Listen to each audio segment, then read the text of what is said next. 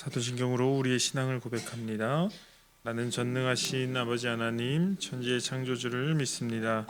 나는 그의 유일하신 아들 우리 주 예수 그리스도를 믿습니다. 그는 성령으로 잉태되어 동정녀 마리아에게서 나시고 본디오 빌라도에게 고난을 받아 십자가에 못 박혀 죽으시고 장사된 지 사흘 만에 죽은 자 가운데서 다시 살아나셨으며 하늘에 오르시어 전능하신 아버지 하나님 우편에 앉아 계시다가 거기로부터 살아있는 자와 죽은 자를 심판하러 오십니다. 나는 성령을 믿으며 거룩한 공교회와 성도의 교제와 죄를 용서받는 것과 몸의 부활과 영생을 믿습니다. 아멘. 찬송가 407장 구주와 함께나 죽었으니 함께 찬양하겠습니다.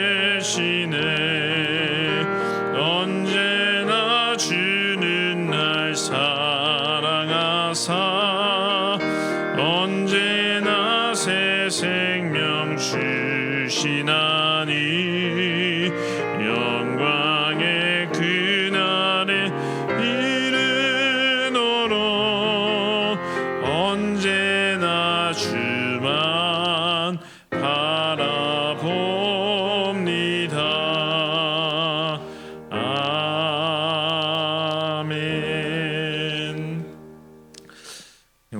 주신 하나님의 말씀은 신약 성경 갈라디아서 2장 11절부터 21절까지 말씀입니다.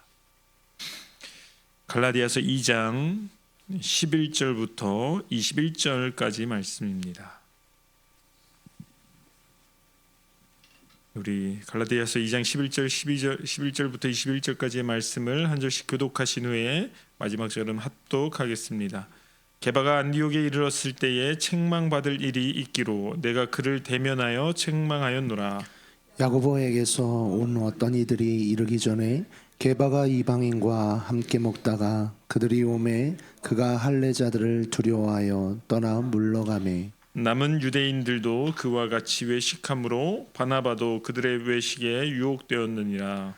그러므로 나는 그들이 복음의 진리를 따라 바르게 행하지 아니함을 보고 모든 자 앞에서 게바에게 이르되 내가 유대인으로서 이방인을 따르고 유대인답게 살지 아니하면서 어찌하여 억지로 이방인을 유대인답게 살게 하려느냐 하였노라.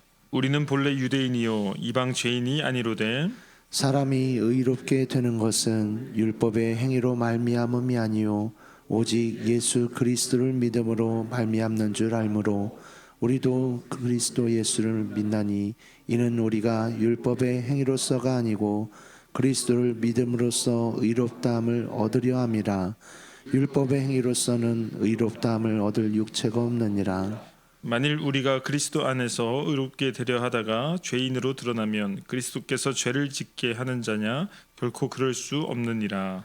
만일 내가 헐었던 것을 다시 세우면 내가 나를 범법한 자로 만드는 것이라. 내가 율법으로 말미암아 율법에 대하여 죽었나니 이는 하나님에 대하여 살려 함이라.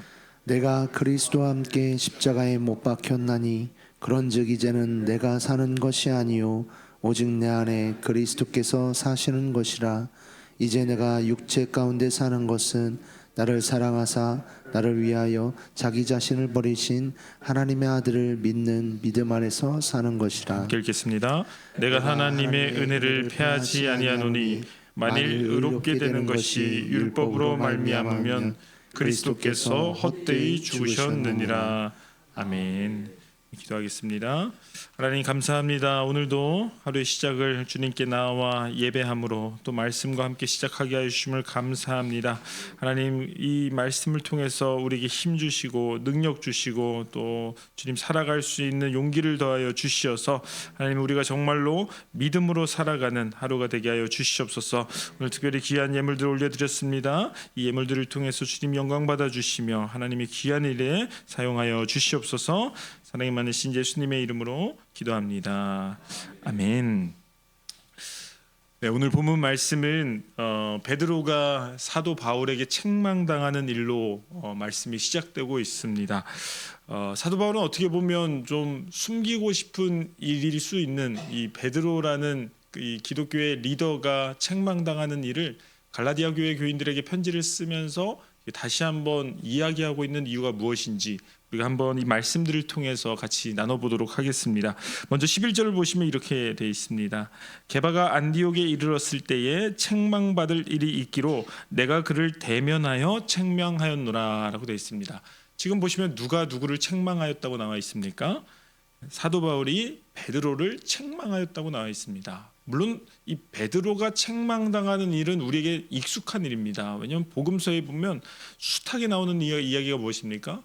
예수님이 베드로를 혼내는 그런 이야기들을 우리는 많이 볼 수 있습니다. 근데 문제는 뭐냐면 이제 예수님이 승천하시고 성령세를 받은 이후에 베드로의 어떻게 이렇게 말씀드리면 좀 그럴 수 있지만 위상이 좀 달라졌죠.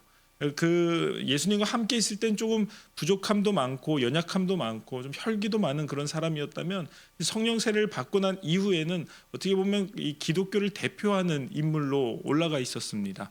그만큼 그가 복음적으로 살아가고 또 복음을 위해 살아가고 또 복음을 전하기 위해 살아갔던 대단한 사도였다는 것이죠. 근데 문제는 뭐였냐면 이런 사도도 사도 바울에게 혼나는 일이 있었다는 거예요. 근데 여기 말씀 보니까 그냥 혼나는 게 아니라 대면하여 혼났다고 돼 있습니다. 그러니까 눈과 눈을 바라보면서 얼굴을 마주치면서 혼났다는 거예요. 나이가 한참 든 어른이 누군가에게 이렇게 대면하여 혼난다는 것은 참 쉬운 일이 아닙니다. 14절에 보니까 더 심한 것이 무엇이냐면 그냥 둘이 있을 때 혼낸 게 아니라 사람들이 다 보는 앞에서 베드로가 혼난 것입니다. 만약에 교회에서 장로님들이 막 누군가에게 책망을 당했다고 생각해 봅시다. 아니면 뭐 심하게 말씀드리면 뭐 담임 목사님이 우리가 보는 앞에서 누군가에게 책망을 당했다고 생각해 봅시다. 더 나아가서는 우리 가정에서 자녀들이 책망당하는 게 아니라 아버지, 어머니, 할아버지, 할머니들이 누구에게 책망당했다고 생각해 봅시다. 얼마나 부끄러운 일이고 사람들 마음이 불편했겠습니까? 근데 지금 그런 사도 베드로가 이 바울에게 혼나고 있다는 것이죠. 근데 베드로도 어떻게 보면 이걸 받아들였다는 것을 보면 그만큼 베드로가 큰 잘못을 저질렀다는 것입니다. 왜 베드로가 이렇게까지 혼났을까? 12절 말씀 보니까 이렇게 돼 있습니다. 야고보에게서 온 어떤 이들이 이르기 전에 게바가 이방인과 함께 먹다가 그들이 오매 그가 할례자들을 두려워하여 떠나 물러가매라고 돼 있습니다. 이 베드로가 안디옥에 이르렀을 때 이방인들과 뭐 자연스럽게 밥을 먹고 있었던 것입니다. 자연스럽게 밥을 먹고 있다가 누군가가 오는데 그들이 할례자들이었던 거죠. 할례자들이 오니까 어떻게 했습니까? 그들을 두려워하여 떠났다라고 되어 있습니다. 그 말은 뭐냐면 이 이방인들과 분리되어져서 완전히 떠나버렸다는 거죠. 왜요? 그 마음에 두려움이 있었다는 겁니다. 왜 베드로는 이 할례자들이 다가오니까 그들이 두려워하면서 떠났을까? 이어서 13절에 보니까 이렇게 되어 있습니다. 남은 유대인들도 그와 같이 외식함으로 바나바도 그들의 외식에 유혹되었느니라. 베드로가 이 할례자들을 보고 이방인들과 같이 있는 것을 이제 두려워하며 떠나니까 어떤 일이 일어나냐면 남은 유대인들도 그와 같이 외식함으로 바나바도 그들의 외식에 유혹됐다라고 되어 있습니다. 이 말은 뭐냐면 베드로의 죄가 누구에게 이어진 거예요? 다른 유대인 그리스도인들에게도 전해졌고 또 더 나아가서 바나바라고 하는 훌륭한 크리스찬에게도 이 외식하는 시험에 빠져들게 되었다는 것이죠. 우리가 이 말씀을 통해서 알 수 있는 첫 번째 문제는 뭐냐면 이 베드로의 대표성입니다.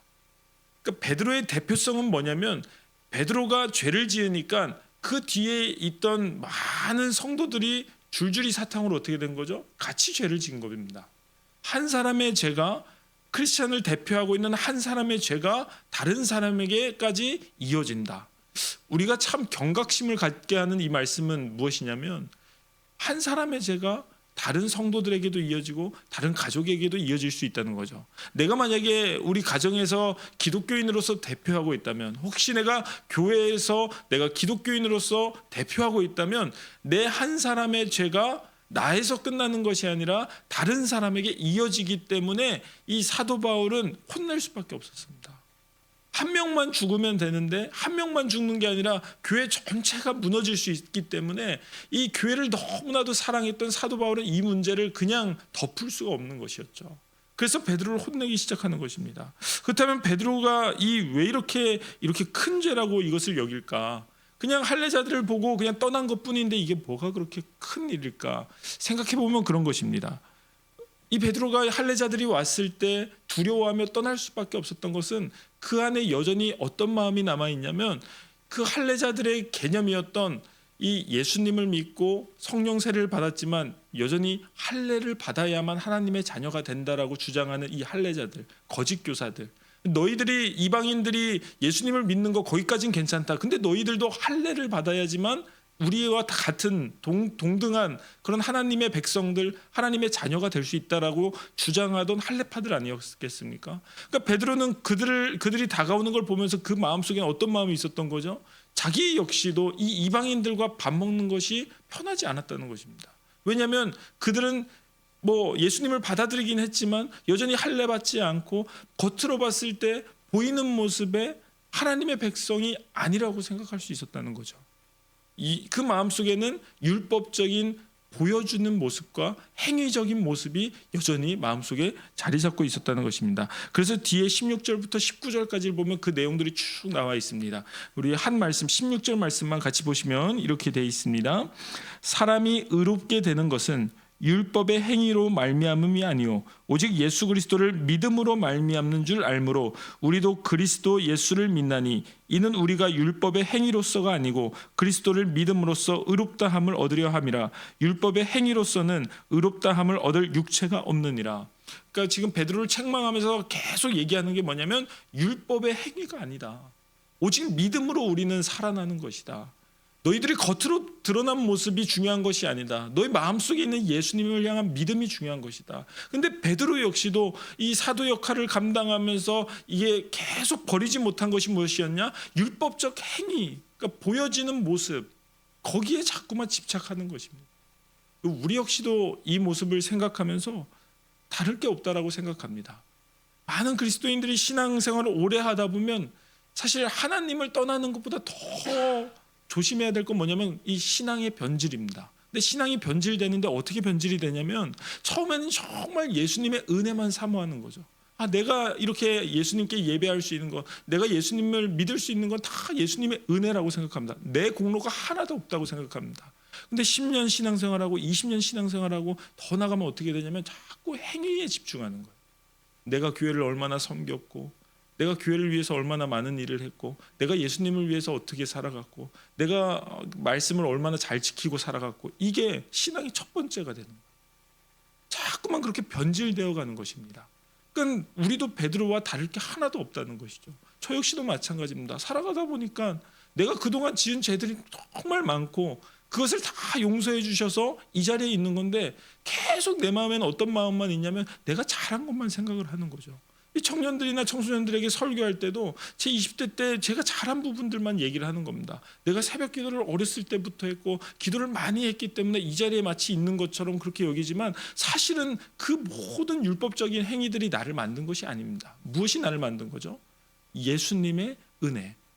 예수님을 믿음으로써, 그 은혜를 믿음으로써 내가 이 자리에 있는 건데 우리 자꾸만 공로를 강조하고 우리의 보여지는 모습을 강조하는 것입니다. 그러다 보면 어디까지 연결되냐면 다른 사람을 차별하게 되는 거죠.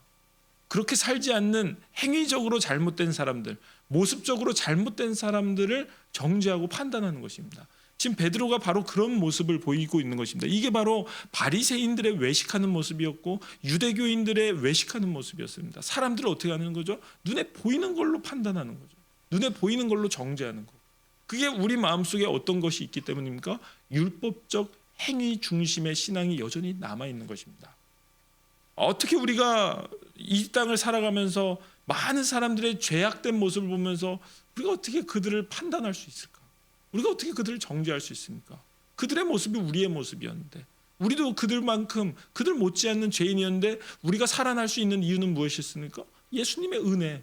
예수님 그 은혜를 믿음으로 우리는 살아났던 것이었다면 우리는 그런 사람들을 보면서 판단할 수 없다는 것이죠. 어제 이제 저희 고음들 학생들과 말씀을 나누면서 그 노아의 방주 이후의 사건에 대한 이야기를 나눴습니다. 노아의 방주 이후에 이제 죄가 완전히 사라진 그 시대 속에서 노아가 처음 이제 아들들과 제사를 드린 다음에 뭘 하냐면 이제 농사를 짓기 시작합니다. 그래서 포도나무가 막 이제 열리기 시작하고 포도 열매가 맺히기 시작하니까 이제 포도주를 얼큰하게 담아서 술을 먹기 시작합니다. 그래서 술에 완전히 만취가 돼서 그냥 다 옷을 벗고 잠자고 있는 거예요. 그때 그 모습을 첫째 아들 함이 바라보고 어떻게 합니까? 나가서 그의 동생들에게 알렸다라고 나와 있습니다. 이 두 사람을 비교해 보면서 우리가 생각했을 때는 술 취한 노아가 잘못했습니까? 아니면 그걸 말한 아들 함이 잘못했습니까? 우리가 만약에 뭐 쉽게 말씀을 드리면 이 자리에서 제가 만약에 술에 취해서 여기 막 누워 있다고 생각해 보겠습니다. 그러면 그 술 취한 목사가 문제입니까? 아니면 그것을 보고 다른 성도들에게 알린 어떤 성도가 문제이겠습니까? 우리 모든 그리스도인들은 어떻게 바라보냐면 술 취한 애가 잘못했다고 얘기하는 겁니다. 그 사람이 다 죄인이라고 얘기하는 것입니다. 근데 말씀은 재밌게도 뭐라고 하냐면 술 취한 노아의 문제를 지적하지 않습니다. 누구의 잘못을 지적해요? 그것을 보고 판단하고 알린 함의 잘못을 이제 지적하는 것입니다. 우리가 어떻게 보면 이 신앙생활을 오래 하다 보니까 우리의 눈은 술 취한 노아를 정죄하게 되어 있습니다. 근데 하나님은 뭐라고 얘기하냐면 그것을 판단하고 그걸 보고 알렸던 함을 뭐라고 하는 거죠. 근데 그 두 동생이 어떻게 합니까? 첫 번째는 보지 않습니다. 이걸 나중에 이제 덮어주지 않습니까? 아버지의 그 부끄러운 모습을 덮어주는데 그보다 더 중요한 건 뭐냐면 이 두 아들이 아버지의 그 연약한 모습을 보지 않기 위해서 뒤로 들어가는 그 모습이 먼저 보입니다. 근데 이 함의 모습을 보면 첫 단어가 뭐냐면 봤다입니다. 그 아버지의 연약함을 보고 그 아버지의 어떻게 보면 죄성을 봤다라고 돼 있는 거예요. 저는 여기서부터가 차이라고 생각합니다. 그러니까 덮어주고 그걸 까발리고의 차이도 물론 가장 큰 것이지만 가장 첫 번째로의 문제는 봤다, 안 봤다. 우리 그리스도인들은 자꾸만 율법적인 행위로 사람들을 보는 거예요. 우리가 이제는 하나님의 말씀을 알고 그 안에 뭐가 거룩하고 뭐가 옳고 뭐가 그른지를 아니까 다른 사람들을 볼 때도 자꾸만 그런 모습들을 보는 거예요. 그리고 어떻게 하냐? 그걸 자꾸 알리는 거예요. 너 그거 잘못했어. 다른 사람들한테도 얘기하고 이게 잘못된 부분이라고 그 사람한테도 얘기하고 다른 사람한테도 얘기하고. 근데 이 함의 두 동생은 어떻게 합니까? 아예 안 보는 거예요. 그 말은 뭐냐면 우리가 다른 사람들의 죄들을 뭐 보지 않고 살아라, 그런 말이 아닙니다. 그러니까 우리의 눈을 바꾸라는 거죠. 우리가 정말로 그들의 죄를 바라볼 때도 그것을 자꾸 죄로 바라보지 않고 그것을 정말 예수님이 용서해 주는 그런 모습으로 바라보는 거죠. 예수님의 마음으로 바라보라는 거죠. 이 말씀에서 베드로가 이방인들과 처음에는 같이 식사할 때 그 마음이 무엇입니까? 그들 역시도 우리와 성전 같은 사람이야. 나도 죄인이고 너희도 죄인이었다. 그런 눈으로 바라보는 것처럼 그들을 바라보라는 것입니다. 저는 우리가 신앙생활을 오래 하다 보니까 이 함정에 빠지지 않길 소망합니다. 이 신앙의 변질의 함정에 빠지지 않길 소망합니다. 우리는 오직 예수님을 믿음으로 구원 얻은 자들입니다. 내 행위와 내 공로가 나를 이 자리에 있게 만든 것이 아닙니다. 오직 예수님을 믿는 그 믿음 하나가 나를 변화시켰고 나를 하나님의 자녀로 만들었다는 것입니다. 그러면 다른 사람을 바라볼 때도 동일한 모습으로 바라보아야 한다는 것을 꼭 기억하시길 소망하겠습니다. 우리 마지막으로 20절 말씀을 함께 읽고 말씀 마무리하도록 하겠습니다. 사도 바울은 이렇게 이 말씀을 마지막 결론 내리고 있습니다. 20절 말씀 함께 읽겠습니다. 내가 그리스도와 함께 십자가에 못 박혔나니 그런즉 이제는 내가 사는 것이 아니요 오직 내 안에 그리스도께서 사시는 것이라. 이제 내가 육체 가운데 사는 것은 나를 사랑하사 나를 위하여 자기 자신을 버리신 하나님의 아들을 믿는 믿음 안에서 사는 것이라. 사도 바울은 이렇게 얘기합니다. 내가 이제는 나로 살아가는 것이 아니라 십자가 그 사건을 통해서 예수 그리스도로 살아가고 있습니다. 그 말은 뭐냐면 내 안에 그 예수 그리스도를 향한 믿음 하나밖에 없습니다. 내가 교회를 섬기고 내가 뭐 교회를 위해서 이렇게 일하고 내가 복음을 위해서 이렇게 일하고 이런 것을 얘기하는 것이 아니라 나는 그냥 예수로 사는 사람입니다 라고 자기를 소개하는 것입니다. 저는 여기 계신 우리 성도님들도 이것을 자랑하길 소망합니다. 내가 교회를 얼마나 섬겼고 내가 교회를 위해서 이렇게 일했고 이런 거 자랑하지 마시고 정말 내가 자랑할 것은 오직 예수 그리스도, 나를 위해 죽으신 그 예수 그리스도 때문에 나는 살아가는 것입니다. 나는 아무것도 아닙니다. 이렇게 고백하시는 우리 성도님들, 그런 하루가 되시는 우리 성도님들 되시길 소망하겠습니다. 함께 기도하겠습니다.